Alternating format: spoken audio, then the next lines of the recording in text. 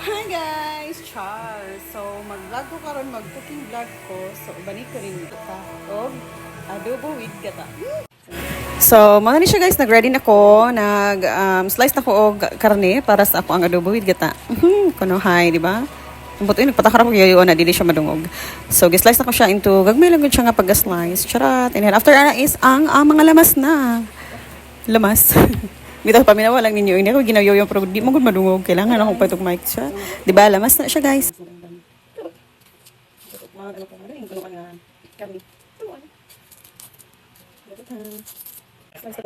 Satisfying kay pagtadtad kunuhay, guys. Paminawa ninyo.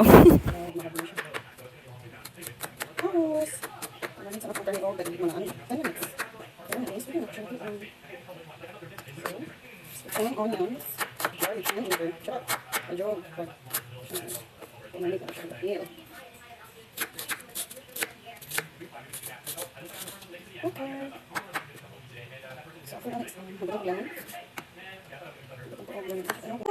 So kay nahuman naman ko og slice sa mga lamas ug sa karne. So ako siyang i-marinate, butang na ko siya lemon, toyo, and then michin or magic sarap. Pero michin ra ko ibutang ani guys. So di ba, wala niyo nakita no, kay di man siya makita kuno sa akong ginabutang-butang charot lang. So and then mo ni akong buhaton ako'y gata. So ako siya sagulan og gata unya. So tanawa lang ninyo guys, sana ko siya pagluto. Pero bago na, gimarinate na ko siya for 5 to 10 minutes siguro to siya. And then after ana is ako na siyang kanang gigisa. Gigisa na ako siya. Gigisa na ako siya guys. So mo ni siya. So pag magisa ko guys, ako na siyang pakupsan para magawas ng iyahang sabaw, di ba? So pero na siya katunang gimarinate ha. Isagol na ko siya. So tanawa lang niyo guys. So di ba ning kulo na nagkulo. Nagkulo. So, charot lang guys. Sige na. Tanawa lang ninyo ni copy ng voice over. Bye.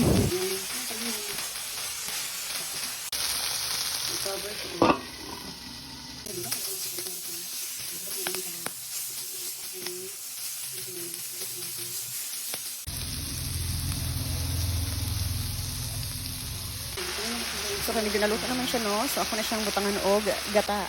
So, para mas malamig siyang gata. Tarat! Bito ay. Tarat na ko siya gata, guys.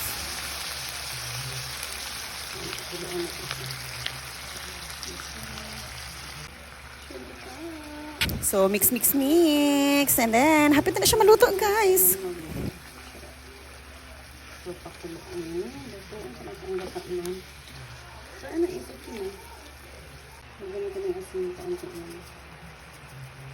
So ako na siyang gibutangan og asin kay medyo dili kay siya parat. Oh, wala kay siya lasa so gibutangan na siya asin gamay.